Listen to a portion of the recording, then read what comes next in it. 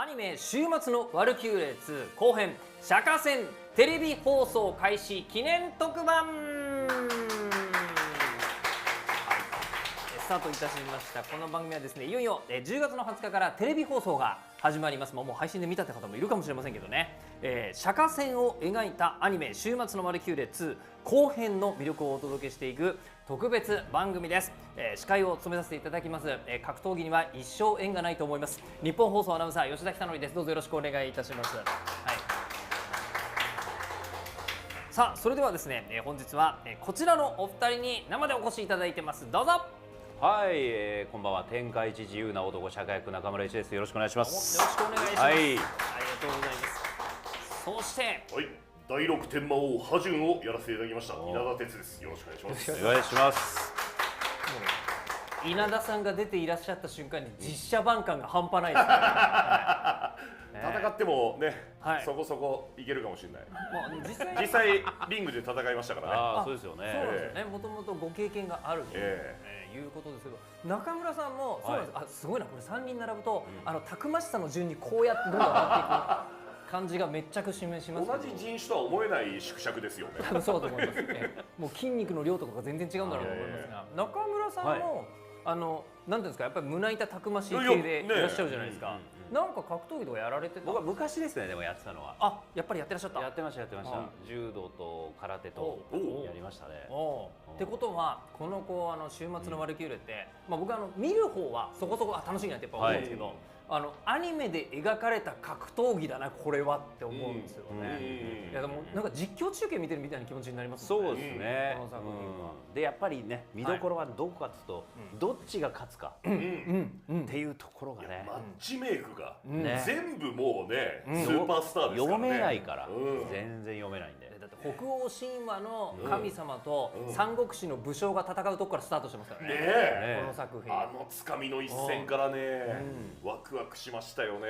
本当そう。男の子だったら一度は考えるであろう、こいつとこいつ戦ったらどっち勝つかなみたいなやつを、プロの劇作家が本気でやってるやつなんですよね。ということで、こちらのですね、週末のワルキューレのお話を今日はいっぱいお二人にももちろんしていただいて、いくらでも語れますよ。そうです。特にネットフリックスでも見ちゃってる方とかは、多分友達で見てたら一度はこの話してると思うんですよね。やっぱり僕もしてますから、なんか北欧神話のプロの人は、なんかトールの描かれ方とか全部細かく見てる人が。なるほど。そういう観点から見ても、じゃあ結構描かれてるわけですね、ちゃんと。いや、そうですね。やっぱ中国の古代史好きな人からすると、ここかみたいなのがちゃんと分かってるということなんですが、で今日はですね、お二人でもね、きっと反響とかもあったと思うんですけども、だけではなく、ゼロ服役、もしかしたらアニメを地上波で見てる方からすると、ゼロ服そんな偉人みたいに思ってる方いるかもしれませんけど、ゼロ服役の村瀬歩さんからも今日はですね映像をお預かりしていると、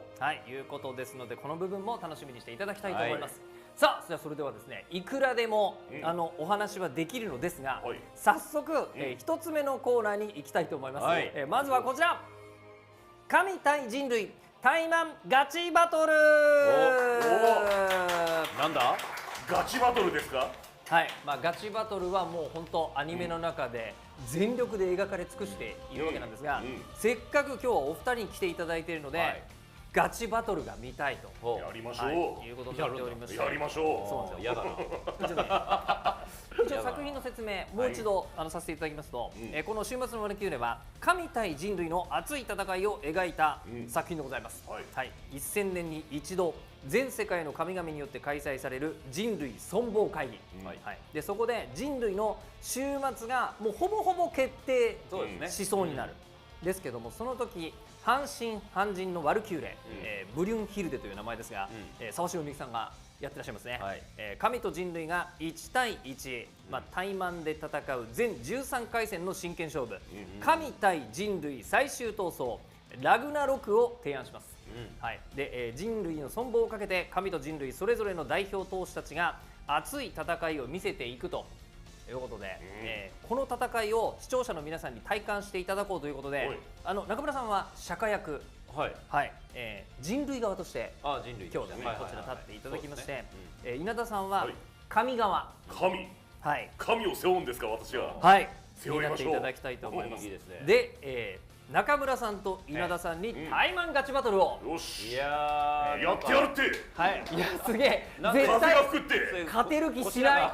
こしなかだからもう本番前こしなかの話だからね。嵐みたいな風が吹くって。絶対わかんない。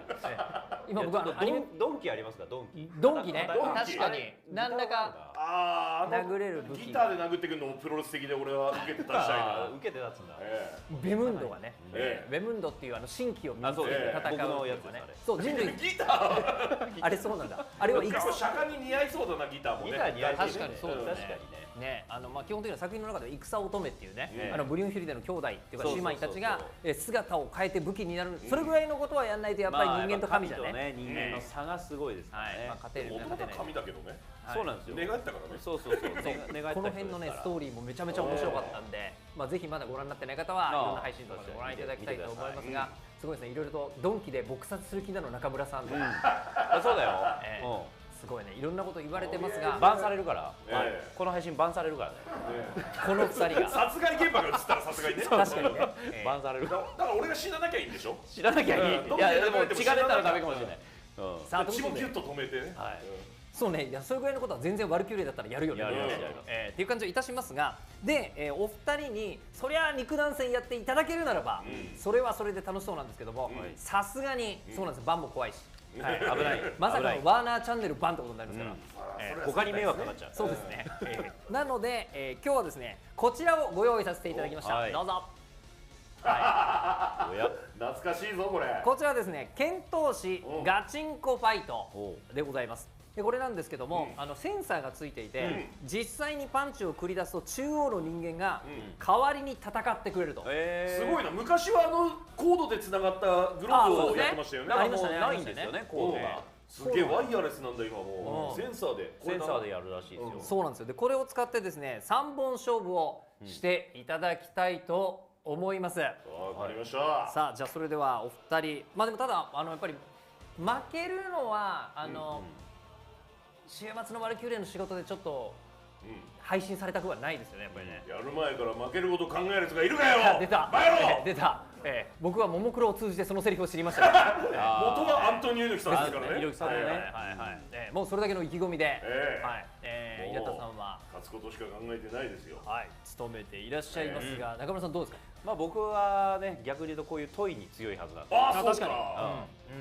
攻略しますよ、お稲田さんを。俺はそれは力技でいきます。力技でいくさあじゃあそれではお二人ともガチで、おいはいですか。こちらの剣闘士ガチンコバトルで戦っていただきたいと思います。おい。すごい。2人のスケールに比べて小さいこと。でもこいつが俺の代わりのファイターですからね。そうですね。頼むぞ。勝ってくれよ。キャラクターに名前とかつけますか、大丈夫ですか。じゃあどうしよう。でも釈迦でいいんじゃないですか。釈迦でいいですか。じゃあ釈迦とハジュンで。ハジュン釈迦とハジュンで、じゃあそれでは釈迦とハジュンに戦っていただきましょう。では早速1回戦です。どうぞ。ちょっとね、時間かかるね。まだ。お。あ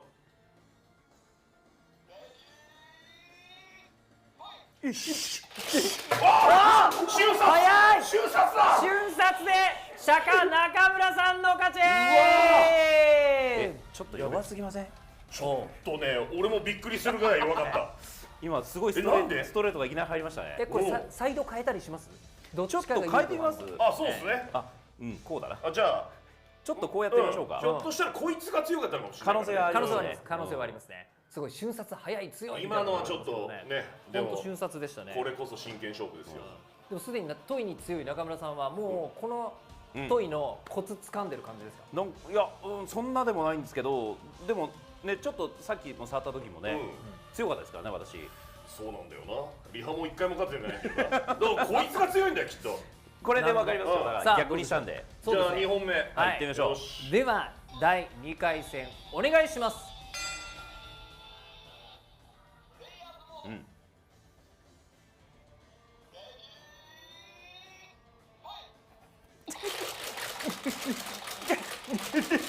お、いい勝負いい勝負。今回はかなり激しい打ち合い。やっぱこいつが強いんだよな。打ち合いですが、しかし中村さんの手数の方がタックを繰り返している。さあどっちだどっちだ。さあ中井さん一本返せるか。どうだ。この勝負がつかない。なかなか勝負がつかない。さっきの瞬殺は何だったんだ。激しいラッシュ。センサー激しいラッシュ。当たってるぞ。聞いてタフだ。これ糸割る。いつ終わるんでしょうこれ。こういうことある。さっきの瞬殺と全く違う。さっきの瞬殺と全く違う状態になってます。さあでも本当にこれ本当に3分経って1ラウンド。勝ったのは稲田さん。今んとここいつ強い説ありますよ。強い説ありますね。このこれは金髪のボクサーがかなりでも強いのあれではないはちょっと時でしょうか。間かかったから中村さんがナチュラルに強い。そうですね。白いでそれもありますね。いやただすごいなんか青強って言葉もあるんですけど、稲田さん息上がってませんか？疲れました。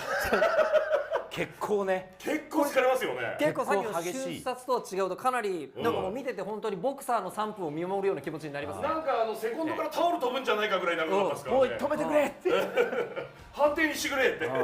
さあということで今のところ青の強さがだいぶ際立っていることが分かりましたが、じゃあどうします？このままこのまあでもちょっとこいつがなんかね勝つとこも見たいじゃないですか。そうですね。だからちょっと一回一回ちゃんとねその青の方だけなんか実は下になんかめっちゃついても養生テープが貼り付いてるとこないですかね。もう大丈夫。特にじゃあ逆にこれ書いてみます？なるほど。これでわかる。これハマるかな。なるほど。もしかしたら一応ハマります。コーナーの問題の可能コ性がある。ーナーの問題の可能性もあるから。原因を探すテストになってる。じゃあ3問目はこれでじゃあ行ってみましょうまあそうですね。どちらかに何らかの有利条件があってもまあまあ相殺されている可能性が高い。やってみましょうじゃということじゃあで、 3本目いきましょうよ。はい。すごい赤頑張れお前も勝てるっていう応援コメントが。ほら俺は君が勝つとこ見たいぞ。はい。さあじゃあそれでは3回戦目これで勝負が決します。おい3回戦目スタート。まだなんでね。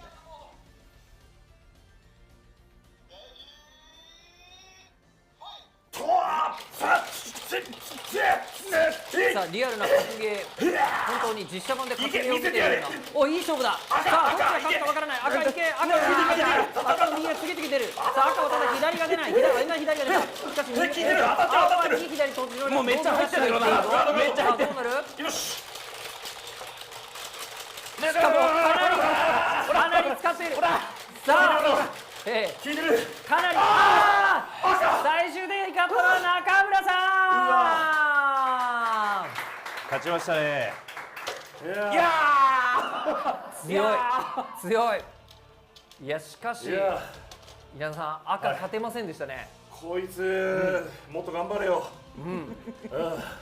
結局原因が何だったかわかんない。わかんないですね。でも3本目結構頑張りましたね。頑張ってた。じゃあやっぱナチュラルに俺が良かったのかな。いやでもこれに関しては青が強い。決め手がわかんないからな。顔面結構当たってたもんね。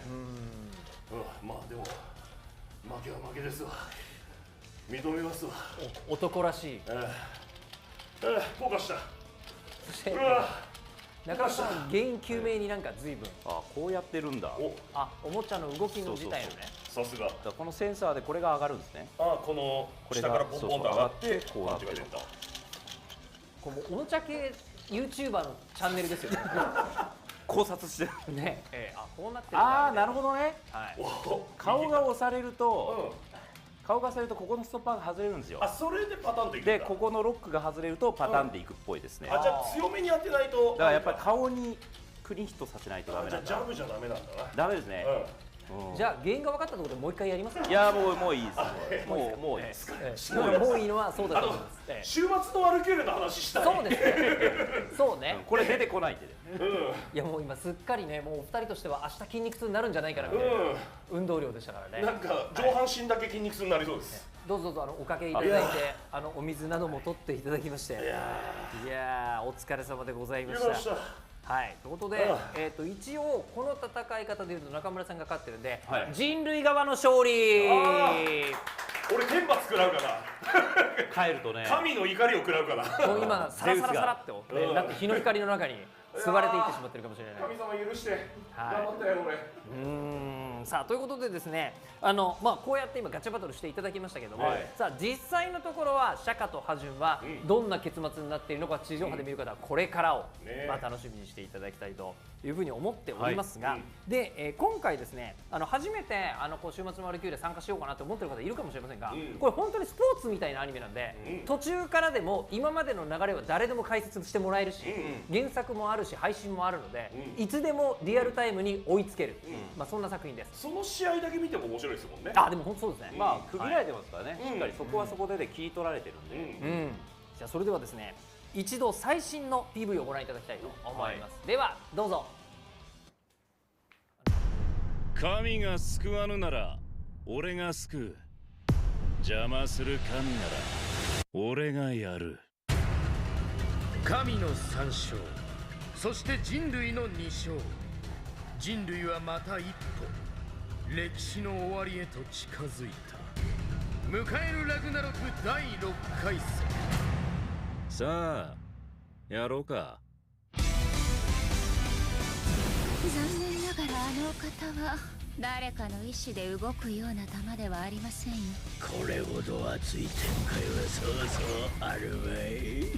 この宇宙で俺はただ俺だから。第6回戦は因縁のカードになりましたね。ようやく来たんだ。みんなの前で君に天誅を下すこの時がやっぱ殺戮だよな。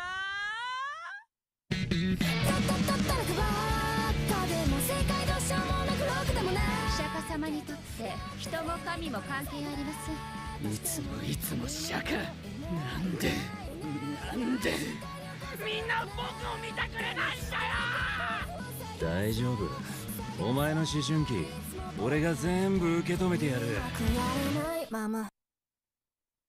お前は誰だ。週末のワルキューレ2第4弾 PV だったんですけども、コメントが釈迦大人気ですね。釈迦かっこいいっていう方がいっぱいいらっしゃるのと、あと初めて見るけどめっちゃ面白そうですねみたいな。面白いんだよ。そうなんですよ。面白いんだよ。そうなんですよ。見て、頼むから見て。ぜひ見てほしい。でも実際にこれ見るときに他のアニメと違うのが、ビール片手におーって言いながら見たいから。本当スポーツ観戦みたいにね。いやでも本当そうですね。先知らない人ちょっと羨ましいですもん。確かに。これから見るみたいな人がちょっと羨ましいなっていう風に、一回記憶消してもう一回見たいみたいな。本当あれですよね。そのマッチメイクだとどっちが勝つか分かんないですもんね。いやだってトールと呂布だったらどっち勝つと思いますね。そっからですからね、スタートね。いやどう考えてもね、やっぱ神側のラインナップの名前が強いじゃないですか。人間側も強いんですけど、やっぱり人間だから、これまでの試合もね、いや勝てないだろうって思ってたら、あらみたいな。そこであれですよね、ワルキューレの助太刀があり、それでね神と対等に戦っていくというね。いやでも本当ね、もうスーパースター揃いで、もうねいろんなマッチメイクあるけど、それ以外の組み合わせとかも見たくもなりますしね。いや本当そうなんですよね。実際にねここまで出てきてる人間だったら、じゃあアダムとジャック・ザ・リッパーが戦ったら本当はどうなったんだろうとか、めちゃめちゃ見てみたい。夢の対決もね。なのでね、こちらはいわば本戦の部分が丁寧に描かれている。そちらが週末のワルキューレなんですけども、神代表と人類代表がタイマン勝負を人類の存亡をかけてしていくという内容なわけですが、2021年に公開された第1期では第1回戦から第3回戦までが、描かれておりました。でこの辺りは4月に配信した前編の特番で、振り返りを行っているので、興味のある方はそちらでご覧いただきたいということで、このね今特番やっているのはワーナーブラザーズの YouTube なんですが、このワーナーブラザーズの YouTube で現在も公開中でございます。あんまり細かい勝ち負け言っちゃいけないですけど、例えば中村さん一番初めのクールで記憶に残ってるこいつのこのシーンみたいなのはありますか？僕は最初にこの作品触れたの原作からだったんですよ。先にアニメが始まる前から読んでて、やっぱり読むようになったきっかけは1試合目ので引き込まれたんですよね。で、もうこれはじゃあこっちが勝つんだと思ってからの何回も起きる逆転劇で、ここになったんだみたいな。そこからもう次の試合で気になって、ゼウスとかもね、そうもう2回戦は言ってもいいか、ゼウス VS アダムですけど、ゼウスもう出るのみたいな。いや神々のね頂点が2試合目で出るの、2試合目で出てきて、しかもどう戦うのかっていうところがね、しかも相手がアダムって、戦うのアダムって、そうなんですよね。どうやってみたいな、そういうところはやっぱ面白かったですね。でもこれ漫画で僕も読むのが一番初めだったんですけど、読んだ時に思ったのが、あれ小学生の時の筋肉マンに超扱った気持ちを思い出すんです。なるほど。もう金消しでね、夢の対決をやったりしてね、なんだったら作品違うおもちゃを戦わせたりもしてたじゃないですか。ありますね。そういう夢の対決にね似てますよね。もう本当にね、男の子だけじゃなく女性は女性で男性の肉体美がもうゴリゴリに描かれているんで、確かにほとんど裸ですもんね。まあそうですね。アダムなんて葉っぱ一枚ですからね。そうなんだよ。そうだった。そうなんだよ。葉っぱ一枚だった。葉っぱ一枚と布巻いてるやつだけど。ああ、そうだそうだ。まあ本当にね、プロレスとかお好きな方は絶対好きだと思う、まあそんな作品ですけども、で、2023年今年になってですね、まあ第2期が公開されているわけなんですが、そこでは第4回戦から第6回戦が描かれていまして、で第 2期はですね、第4回戦と5回戦が合計10話で描かれました。前編、まあさっきもちょっと言いましたが、ジャック・ザ・リッパーとヘラクレスと、考えつかないですよね、そんな戦いね。いやもう本当そう。でもうライデンが熱い。ライデンがある意味そのね、今の相撲の源流にいる人だから、なんかリアルじゃないですか。もう本当に神話の世界とかじゃなくて、何代か遡ればライデンっていたわけじゃないですか、力士が。それがこうやって戦うっていうね、しかもインドの神とね。いやどんな戦いになるんだろうと思ったら、ああいう感じにね。一応ね、今日そこは映像がちょっとある。見たい。まだ見てない方も勝ち負けは入ってないはずです。そこはね、みんなちゃんと見てほしい。はい。じゃあそこのですね、映像を見ながら振り返っていきたいと思います。ではどうぞ。はい。これジャック・ザ・リッパーの方ですね。とヘラクレス。まあこれジャック・ザ・リッパーは名前は聞いたことあると思いますが、まあロンドンでね、次々と売春婦を殺害していった、はい、まあそんな殺人鬼が人類代表なわけですよ。で、ここの対決もすごい良かったですよね。いやもう本当ヒーローの象徴みたいなヘラクレスと、悪の象徴みたいなジャック・ザ・リッパー。しかも人間側のジャック・ザ・リッパーなのに人間がちょっと応援したくならないっていうね。そうだからヘラクレスの方がむしろこう人類を愛している神なので、すごく優しい。でしかもね、こうブリュンヒルデたちともちょっとつながりがあったりするというドラマがあって、そのドラマを丁寧に描いた後に熱いバトルに入っていくというやつで、WWE とかと同じですよね。そうですね、ストーリーがちゃんと出来上がっててね、試合に行く前にね。でここで戦い始めるわけなんですけども、いやもうこれどうなんでしょう。やっぱりジャック・ザ・リッパーってかっこよかったりするんですけど、感情移入はヘラクレスにしちゃいますよ。いやしちゃいますよ、そりゃ。これもだから先に原作で読んでたんで、もう僕は応援はジャック・ザ・リッパーじゃなかったですよ。やっぱヘラクレス応援しますよね。まあところどころね、やっぱそのジャック・ザ・リッパーがどうしてこうなったかみたいなドラマも描かれるんですけど、だからといってこう、だからといって彼のやった振る舞いはね、全部をこう応援できないし、特にこの直前までの別な試合とかの人間側が結構熱いんですよ。比べるとね、やっぱね、人格者みたいな中にいて、このでもなんですよね。そのアニメーションの作品のキャラクターとしては魅力的なキャラではありますよね。キャラクター性はね。だってあれは言っていいですか？なんか原作側でスピンオフがね。そうですね。ジャック・ザ・リッパー人気ありすぎて主役になってますもんね。出てますからね。リョフとジャック・ザ・リッパーはね、単体の主役になってますもんね。そうてか全部見たいですけどね。そうですね。全員のストーリーね。全員の見たいですけどね。まあそれをギュッと押しね、なんですかね、ギュッとまとめたものが原作でもアニメの中でもストーリーとしてちゃんと描かれているので、ぜひご覧いただきたいというふうに思いますが、まあね、実際にこれまた見てて思ったのが、これ声優さんがこの戦いにおいてはジャック・ザ・リッパーが杉田智和さんで、そしてヘラクレスが小西克幸さんやってらっしゃって、もうそういう人が全力で戦うやつなんだっていう、あれでも本当声優さんたち全力ですよね。いやもうね、最初のマッチメイクからね、関さんと緑川さんだし、ね、その人たちが残念ながらですね、結構区分けされてるんで、あ、収録見たことないです。別々に別な人の試合は見たことがないです。多分怪我人出るからリング別にしとけみたいな。もう控えてるだけなんでね、次出る人たちは。そうなんですよね。本当そう。まあね、我々は一緒に撮れたけど、そうそうそう。だからやっぱ相乗効果でありますよね。あ、でもそれはね、おっしゃってました。この対戦の時にお二人にもお話聞いたんですけど、お互いが全力でやっても大丈夫な相手だなっていうふうに思って全力でぶつけてるっていう話をしてたんですよ。なるほど。でもそれって完全にもう週末のワルキューレと同じ構造じゃん。まあまあそうですね。状態になって。僕もそのオーディション受けた段階で釈迦は中村さんだって知ってたから、あ、これは申し分ないなと、これは熱い戦いができるなっていうのはもう確定してましたからね。全力で叩き潰しにいける相手だなと、あのリング上がりてえと、戦いてえって。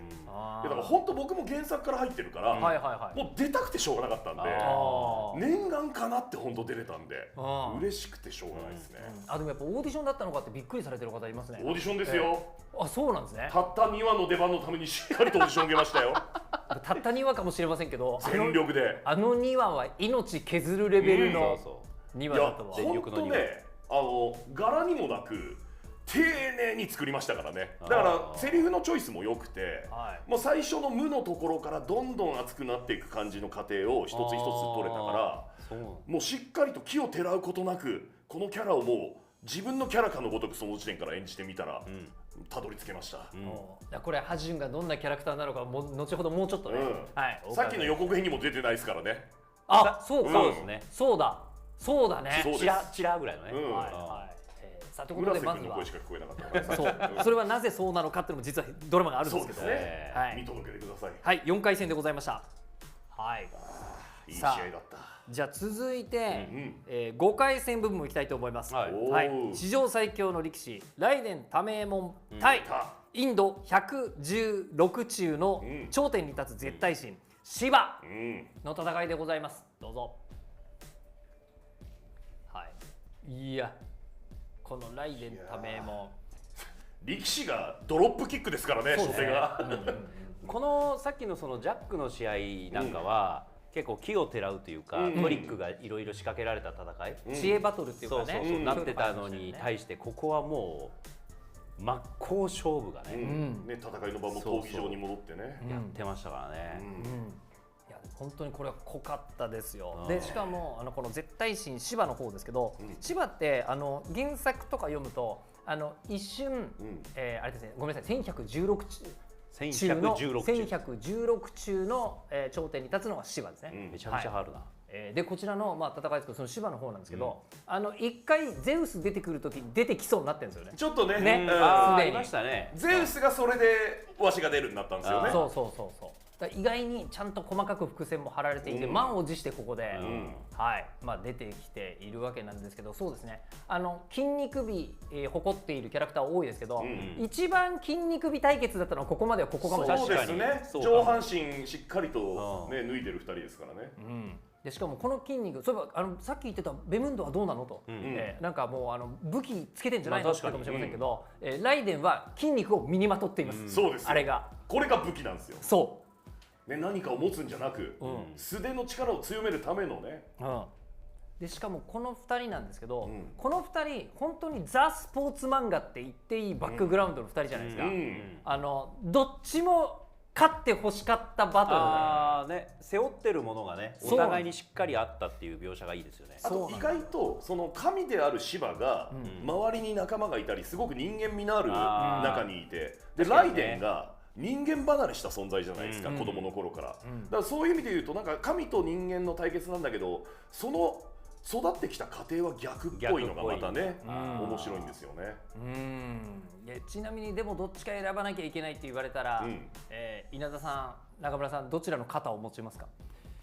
僕はライデンですよ。ライデン、やっぱリアル格闘家みたいなもんですからね。人類のその培ってきた技術と筋肉で勝ってほしいなと思いましたからね。地上のね、格闘技で何が最強かって格闘技ファンの方が好きな話題だと思いますけど、相撲最強説ってありますからね。で実際にかなりさっきこう飛び蹴りしてるみたいな話あったじゃないですか。最終的にそれがどう結末になるかっていうのを覚えててもらいたい。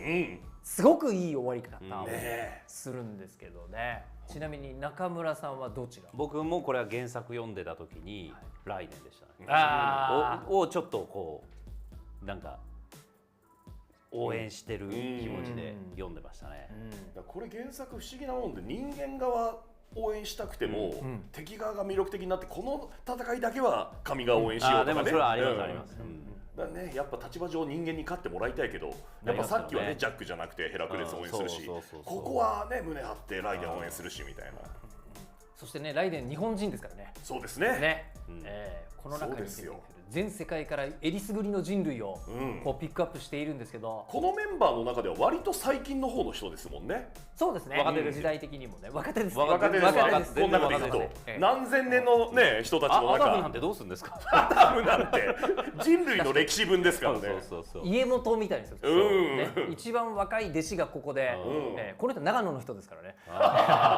もうそういうとこもなんかリアルに感じられますね。説明がしやすくなる。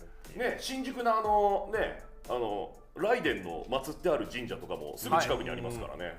確かに身近なキャラって初めて言えるかもしれない。確かにそうだな。ね、というライデンの戦いが一体どういう風になったのか。ここまたそうなんですよね。ワルキューレたちとの関係もまたこの関係も素敵でしたね。ね。そうね。ワルキューレと関係が深いやつと浅いやついますからね。そうですね。そう。この2人一番濃かったかもしれないですね。この2人はねかなり濃かったですね。添い遂げるみたいな感じありましたもんね。すごい今細かく下平比が一番最近じゃないって言っていただいて。いや下平比が一番新しいですね。確かにそうですね。フィンランド紛争で一応まだ出てきてないところに気を使ったんだよ。まあでも分かんないよね。こればっかりは実際のところどんな能力、あとテスラもいたか。ニコラテスラもそうか割と最近っちゃ最近。テスラとライデンは同じぐらいの時代の気もするな。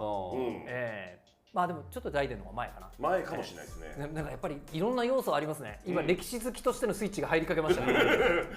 しかもいろんな多岐にわたる時代ですもんね。いや本当、もう原作の先生方どんだけ情報もう広いというか、ね、ギリシャ神話ものだったらそれだけ勉強すればいいのに全部勉強しなきゃいけないですもんね。そうなんですよね。もう今リストの中にアヌビスとかいるってことは、アヌビス絶対エジプトの話が出てくるでしょみたいな。アヌビス俺一番期待してます。アヌビスに僕犬系の役多いんで、アヌビスって要するにエジプトのヒナの犬のあれですよね。いやどんな感じで出てくるのか、どんな戦い方をするのか、能力ね、すげえ楽しみです。あとそうか、ラスプーチンいつだっけみたいなのが出てきて、ラスプーチンもロシア革命の前ぐらいだから、若手結構いるわ。そうですね、近代割といましたね。人類が意外と若い。あとノストラダムスも割と最近だ、そういう意味では。そうですね。そうだ、ノストラダムスもいましたね。いっぱいいる。というじゃあ若手が充実した人類が多いですね。で神様の方は大師匠が多いですね。もう基本何千年ですね、神様は。ここ10年ぐらいで出た神様っていないですもんね、きっとね。いないですね。でもなんか聞いたところによると、インドってこう本当になんかインド国民の方々は一人ずつお気に入りの神様とかいるんですね。推し神がいるんですか。推し神が1100もいると、1116ですか、もういたりするとそうで、だから映画がヒットしたりすると新たな神様ができたりしてるんです。意外と柔軟なんですね。変えちゃいけないよっていうものではインド神話はあんまりないらしいです。そうなんだ。だからもしかしたらインドで21世紀に入ってから生まれた神様とかいてもおかしくはない。じゃあいずれバーフバリとか神様になるかもしれないですね。もう全然RRR とか RRR とかもねあるかもしれない。というですね、この話をしているだけでワクワクするのでもお分かりの通りで、しかも誰が選ばれるのか、そして選ばれた後にどんな戦いを見せるのかというのはアニメで克明に描かれておりますので、ぜひ見ていただきたいと思いますが、さあここから釈迦戦のお話、聞かせていただきたいと思います。さあ、10月の20日のテレビ放送開始に先駆けまして、キャストの方々にですね、作品や演じたキャラクターのことを話していただきたいと思うんですけど、まずはですね、ゼロ服役、村瀬歩さんのインタビュー映像がありますので、お二人も気になることがあったらどんどん口を挟んでいただきたいというふうに思っております。答えてくれないけど、そうね、さすがにもう撮り終わってんじゃないかな。そうですかね。中継かもな。中継だったら来いよ。じゃあそれじゃあご覧いただきましょう。村瀬歩さんのインタビュー映像です。どうぞ。アニメ週末のワルキューレ2後編釈迦戦テレビ放送開始記念特番をご覧の皆さん、こんばんは。ゼロ服役の村瀬歩です。まさか戦うとは思えない佇まいですね。いやそうなんです。ファイターの佇まいじゃないですもんね。もともと白いな。白い、全体的に白いですね。広告とかでなんかすごい画力の漫画が出てくるなっていうので気にはなってたんですけど、今回ゼロ服役でオーディションの声掛けいただいて、この絵柄見たことがあると思って、でその時にちょっと原作を読ませていただいて、すごく心躍るバトル漫画だなっていう印象で受けていた感じです。若返ってるかもしれない。その時の感想。確かに全男子の夢かなと思いますね。男の子たるもの、一回はこの歴史上の偉人だったりとか、あとこう神様だったりとか、すごく荘厳な存在に憧れたり、あとそういうののこうバトルっていうんですか、すごく好きなテーマなのかなと思いながら、それをすごい圧倒的な画力で描いてって、なおかつこうどっちにもドラマをすごく与えてるっていうのが素敵な作品だなというふうに思っております。こんな立派に喋るから子役じゃないですね。これはね、できる子役です。できる子役か。もともとは親の英才教育が整ったすごく人の幸せを願って、で自分が人のためにこういろんな不幸だったりを吸い取ることで、みんなが幸せになってほしいっていう、心優しい自己犠牲の神様だったんですけど、嫉妬だったりとか。妬み、社会に対しての思いとある要因があって、それによってどんどん心がどす黒くなってって闇落ち的な状態になってしまったキャラなんですけど、もともとすごく純粋な心を持っていて、で特に釈迦と戦う中でも自分の中の純粋な気持ちに向き合ってって成長していくというか、自分を見つめ直していくっていう、すごく成長度合いがあるキャラクターだなというふうに思います。いや、言いたいですね、これどうだったかっていうの。ね。カロリー使いましたね。普段のゼロ服はこうのんびりしててのほほんしてて、で表情も結構明るめなところが多かったんですけど、闇落ちしてからはもう社会の恨みだったりとか、どうして自分は神様なのに見てもらえないんだみたいな、こういう嫉妬とか妬みのエネルギーのこの大きさが漫画で読んでる時にもすごいエネルギーだなと思いながらこうめくって見てたんですけど、やっぱりこう自分がお芝居することになってアニメーションで連続性があるというか、こう動きにしてこう合わせようとすると、なんかこうさらにこんだけのエネルギーがあったんだっていうのを改めて知った感じがありましたね。はい。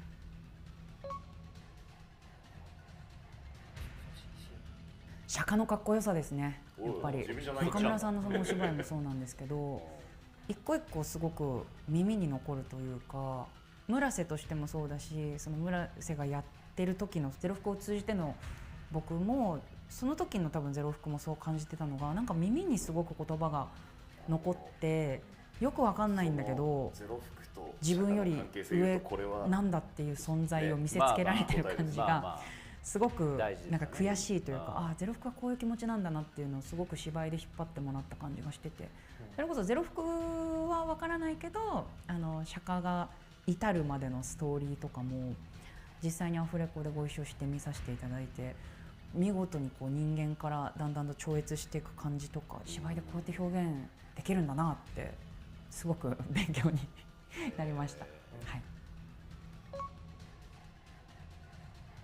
でもずっとそうじゃないかと思いますけどね。全部ですよ。大変なのは戦いのところ全般だったんですけど、本当自分のエモーショナルなところというか、一番ドロドロしたところをそのままもう釈迦にぶつけて、でそういうやっぱ感情とかエネルギーの大きさって綺麗に声にパッケージ化できるものではなかなかないので、そういうところをこう引っ張り出すところとか、そこがすごい大変でしたね。どういうふうに自分の中のボルテージを上げていって今はすがすがしいですよっていうアピールかもしれないですね。そういうところはそう大変でしたね。はい。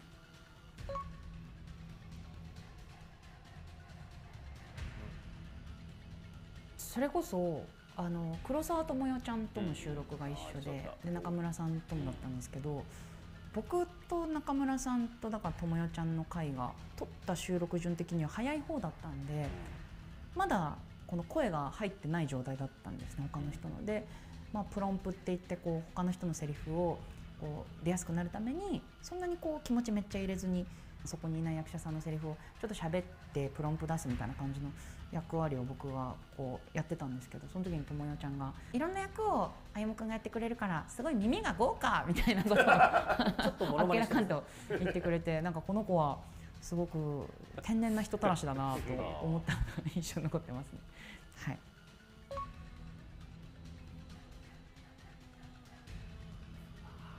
中村さんも稲田さんもスケール感がすごく大きいお芝居がめちゃくちゃ聞き応えがあって、特に稲田さんはねゼロ服が覇女になった後なんで僕はご一緒できなかったんですけど、先に映像を見させていただいて聞いた時に、わあなんかめちゃくちゃ悪い人になった強いかっこいいみたいな僕はどうしてもアニメとかこう漫画とかもしくはゲームやってる時に自分の中のないものねだり的な感じですごくこう太くて低くて響く強い声みたいなのへの憧れが特にあるんで、ゼロ服こういう感じになったんだみたいなところの驚きと、あとはやっぱその釈迦さんは本当一言一言のセリフのこの立ち方というか、それはもちろんハジュンもそうで点々点とかのところの言葉遊びだったりとか原作の劇画チックなというか圧倒的な画力の時点ですごいスケール感があるんだけど、そこに負けないお芝居というか、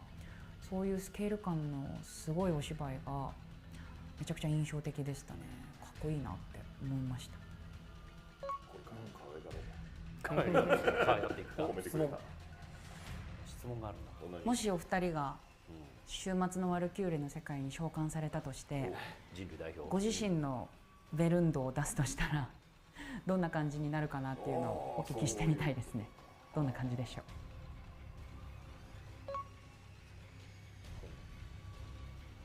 お疲れ様ダメかいやでもお疲れ様ですかね。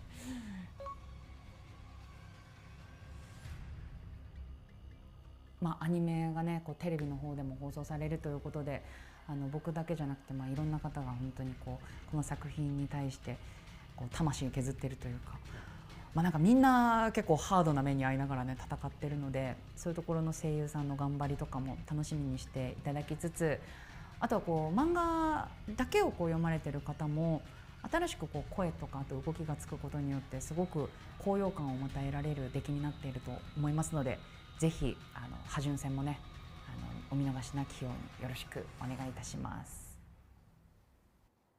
はい、という村瀬歩夢さんからのメッセージでございました。村瀬君天使みたいっていうふうに言われてますね。白いからね。白い天使だよね。天使だ。でも天使みたいな感じの存在でもゼロ服ありますからね。そうですね。キャラクターはそうですからね。このゼロ服がどんなのかっていうのはまだあんま細かく言えなくは。戦ってない時のイラストとかは絵とかは可愛いですもんね。そうですね。無垢なね。でしかもその覇順ね覇順じゃないゼロ服がさっきもちょっと言ってましたけど、若干の闇落ち感みたいなのがあったりするので、村瀬さんはある意味二人格を演じたみたいなところがそうですよ。この作品に関してはちょっとある感じ。結構ね展開に応じて変化が大きいんで、この稲田さんになる手前ぐらいの音圧というか太さをやっぱ村瀬君出さなきゃいけない一番ドロドロした場面もあったりするんで、そこら辺はやっぱ一緒にやってて技術として大変そうだなって感じましたね。普段あんま出さないようなところまでやってますもんね。でもね天真爛漫なところもないとゼロ服じゃないんですよね。じゃないと彼キャスティングされないでしょうからね。でそうやって変わるきっかけになっていたのが、そうなんです。今中村さんと村瀬君が戦うなんて最高すぎるっていうコメントもありましたが、釈迦と戦ったからなんですけど、中村さんは原作漫画で読んでらっしゃったって初めおっしゃってましたけど、釈迦ってご自分がなさるって決まる前にもご存知なキャラクター。そうですね。原作にはもう出てきてた後にオーディションだったんで、知ってはいました。どういう印象でしたか？でも最初のね出てき方とか、そのお話の序盤部分ですけど、なんで味方かもよく分かんないじゃないですか。なんかね掘り下げが始まるまでのこの不思議さというか、言ったら他の人たちほど何も背負ってない感がすごくて、そこら辺はなんか随分毛色の違う人類代表が出てきたなっていうのは思いましたね。まあ実際のところは全然背負ってないどころかめちゃめちゃ背負ってあるんですけどね、いろんなものを見てきた末の、まあなんかこう PV とかで出てる部分だと落ち着いてたりなんかちょっと舐めた態度を取ってるんですけど、まあそうなる経緯がちゃんとあるというか、心がそういうふうにこうないでる状態というか、なんかなってる流れはもちろんあるんであれなんですけど、やっぱり最初はへえみたいな。じゃあオーディションの時はまだ最後どうなるかって分かんないまま。オーディションの時はねまだなかった気がしますね。そこまでなかったんだ。結構前なんでね、オーディションあったの。で実際にまあこのアフレコで釈迦になってみると、まあ一つ一つのセリフが重いじゃないですか。重いですね。重いけど技術的に難しいのは立たせなきゃいけないような口数が多くないんで立たせなきゃいけないんですけど、それを過剰にやるとキャラクターからずれるというか、ひょうひょうとしてるんで、あんまりねなんかしっかりと言葉を押していくタイプじゃないじゃないですか。だけど言葉が立たなきゃいけないからやっぱそれ難しいですね。すごく難しいなと思いました。でもそれで戦ってこうゼロ服がああなるのはとてもよくわかる。説得力ある。なんか心理戦としてもとても気持ちが良かったのが釈迦 VS ゼロ服かなっていう感じはすごくするんですけど、で、ここからあんまり細かく言えないんです。あれこれなんか出てきた。これは稲田さんかな。急に体が大きくなったぞ。体が大きくなる。村瀬君の喉じゃなくなった。来ましたね。さすがにこれ村瀬君じゃなかったですね。僕が呼ばれましたね。そうなんですよ。ここがまあどう変わったのかは本編で見ていただきたいと思いますが、これでですね一つこのハジュンというキャラクターが特徴的なのは、他の人類代表とか神様ってもういろんなエピソードがある人たちばっかりじゃないですか。でハジュンだけバックグラウンドをほぼ持ってないままストーリーにドーンと出てくるキャラクターじゃないですか。なんかそのね災いみたいな最悪のね存在みたいな感じでまずね描かれましたもんね。僕もね第六天魔王って言葉は信長でよく聞くんですけど、ハジュンっていう名前をこの作品で初めて知りましたからね。もうねやっぱりその神の枠にも入らない人だったんですよね。だからそうするとなんですか、ゼロから作るということになるというか、なんか作り方がね、今までの方って呂布だったら呂布をこういう風にしたいっていう自分のイメージのなんか角度の付け方とかあると思うんですけど、ハジュンは全くないところからじゃないですか。どこを手がかりにするんですか。やっぱりその虚無みたいなところからそのね好戦的な感じで入ってきたわけでもなく、そこにドーンと何かまがまがしい存在がいて、で戦いも最初は気持ちも込めずに、割とそういう意味ではカロリーを消費せずに戦ってて、前半はね初めは、それがだんだんやっぱその釈迦のねそのやり合ってね人間味というかエネルギーというかに押されてどんどんそれが変わっていく様、だからそのさっきもオーディションの時の話しましたけど、段階を経てやっぱ変わっていくんですよこの人もね。だからそれがなんかそういう意味ではその逆に作っていく感じで面白かったですね。どんどんその何もないところから足されていって、で最後なんかたどり着いたなって思ったところでこの人のなんか最終結末を迎えるみたいな感じで。そうやって自分の立場を理解した、中村さんと稲田さんが、もうある意味本当にリングに上がるわけじゃないですか。アフレコって、このアフレコってのは同じタイミングでされてました。2人で一緒にやらせていただきましたね。一緒にやりました。いや一緒にやると。あれですよ、その前の週までね村瀬君とやってたのに急に稲田さんですからね。急に階級変わりますからね。おやおやおや。見た目の圧が。違うね圧が。そうですよね。だから釈迦自身もやっぱり前半のそのゼロ服との戦いっていうのは、こう彼自身を諭すじゃないですけど、彼との対話をしてるわけですよね。兄貴と弟の喧嘩みたいなところあるんですよね。なんかそうそうこうじゃないああじゃないっていうのを語ったり語らなかったりで対応していくから結構バトルシーンも余力があるんですよ。で稲田さんに変わってからハジュンになってからやっぱりそういう存在じゃない、何かを言ってどうこうしていく存在じゃなくなるから、問答が通用しないタイプですもんね。だからやっぱりこうすごい圧で来るものに対して負け始めたり、それを同じ圧で返さなきゃいけないからこう掛け合いをしててもやっぱりなんだろう込めるものが全然変わってくるっていう、前半と後半でやり方が全く違う感じはありましたね。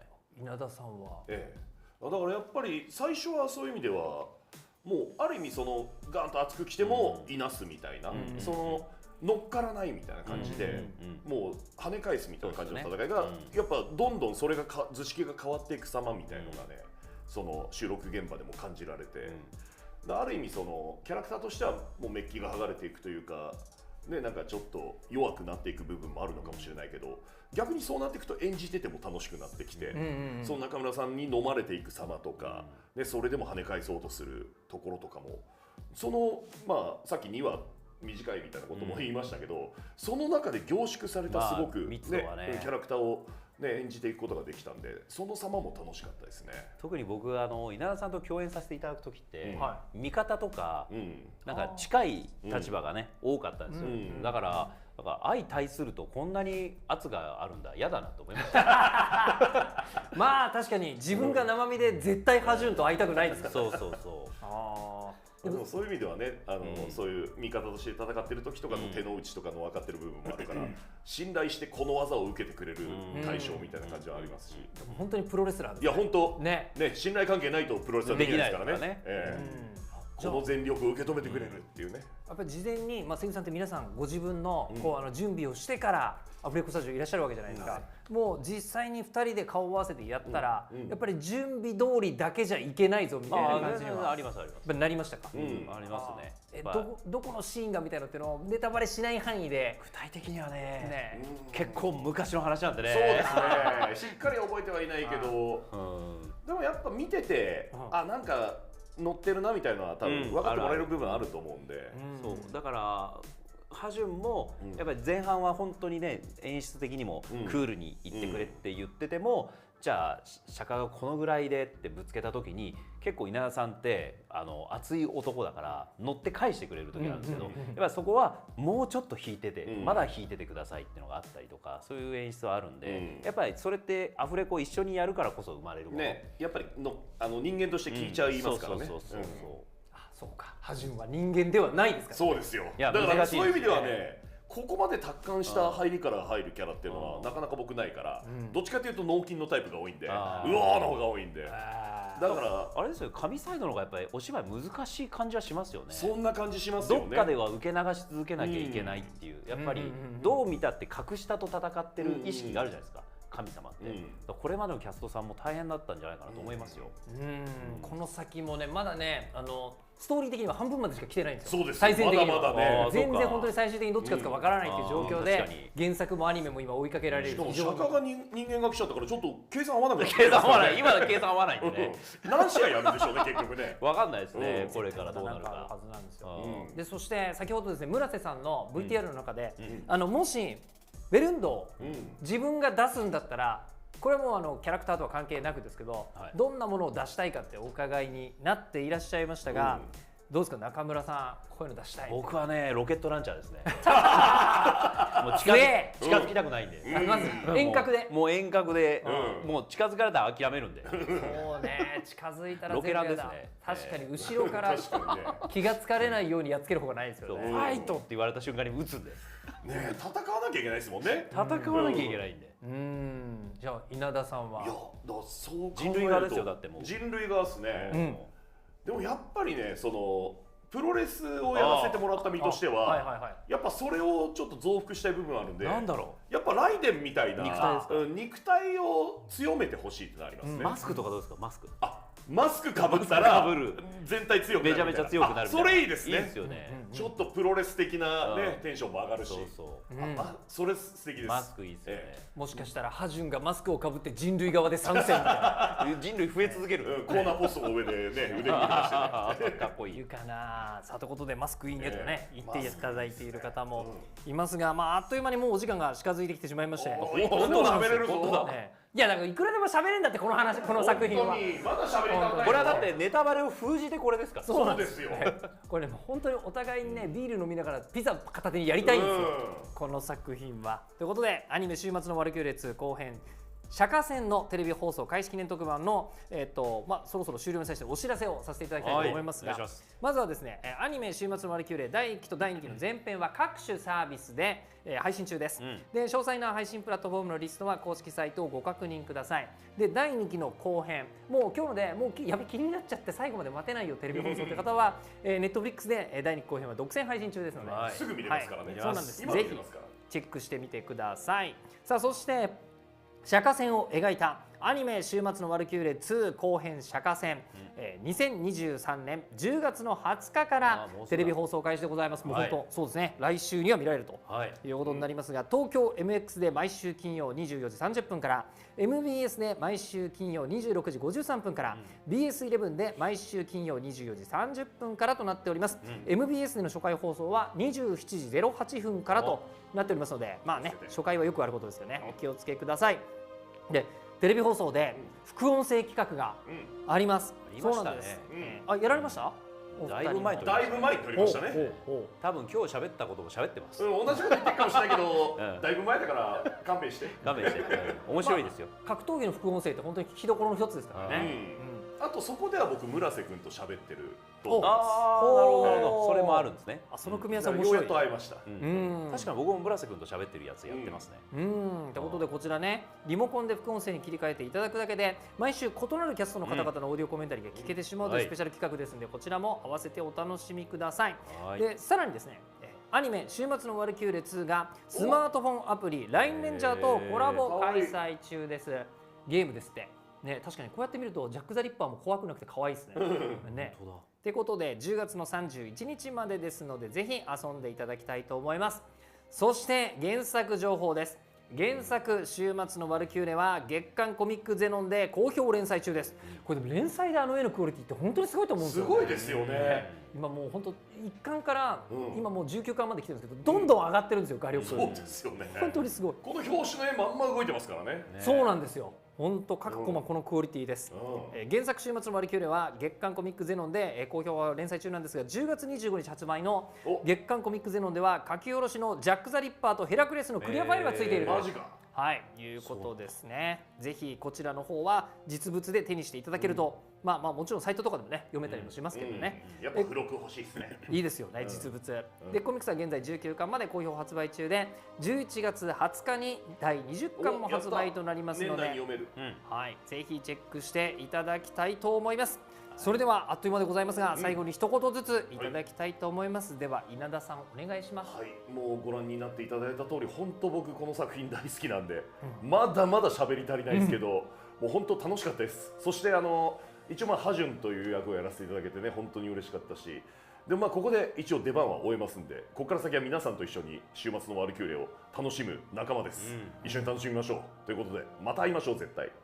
そうか、ここからはハジュンとしては客席側に回る。そうです、客席でみんなと一緒にうわーって喜んでますから。これね、この作品ね、客席可愛いの。客席可愛いのよ。割とスターもいますしね、いっぱい。今まで出てきたやつもいるし、これから出てくるやつもいるし、ボロボロになったけどまだ生きてるやつとかいるしね。あと普通のモブも面白くて、釈迦の応援団はお坊さんです。仲間がね。仲間が。めちゃめちゃ応援してくれてます。さあ、それでは釈迦役中村さんお願いします。はい、中村です。ありがとうございました。そうですね、本当に、出番としてはね、誰しもが完全レギュラーじゃないという、もうその都度その都度出てきて、戦って勝敗はどうあれ、その試合が終わると役目を終えるっていうのが本作なんですけど、それでもね、どれもこれも、印象に残る戦いが多いので、僕はね佐々木小次郎が大好きで、この作品を読んでて、泣くことがあるって思わなかったんですよ。確かに熱い部分を見ても、すげえかっけえ強そうってあっても、なんかいいなってジーンとくる部分が初めてあそこで感じたんで、佐々木小次郎の描き方としてなんか最高峰、多分史上一番いいと思うので、そういうね、いいエピソードも大量にあるので、ぜひ原作ともどもアニメ楽しんでいただければと思っております。よろしくお願いします。そう、おじいさんな理由がね、またね、かっこいいんすよね。あれね、かっこいいんですよ。全盛期があそこなんですよね。進化続けてるから。でそういう一戦一戦の楽しさもあるんですけど、ずっとこうブリュンヒルデが何か考えてるけど、あれもね、そうですね、ちょっとずつね、なんかあるんですよね。あるんだけど教えてくれないのと、そこの横で黒沢智恵ちゃんがずっとザ腰巾着を演じ続けてる。何にも知らないやつがね、またですかって言いながら、泣くは怒るわ。いやもう本当になんかいろんなところに見どころが詰まっている週末のワルキューレ、10月の20日からですね、アニメ週末のワルキューレ2後編釈迦戦のテレビ放送が始まりますので、ぜひご覧いただきたいと思います。ということで改めて今日はですね、釈迦役中村雄一さん、ハジュン役稲田哲さん、そして映像でゼロック役村瀬歩さん、司会進行日本放送アナウンサー吉田久典でお届けいたしました。ご覧いただきましてありがとうございました。ありがとうございました。いいなそういうの。いいですねこの言い方。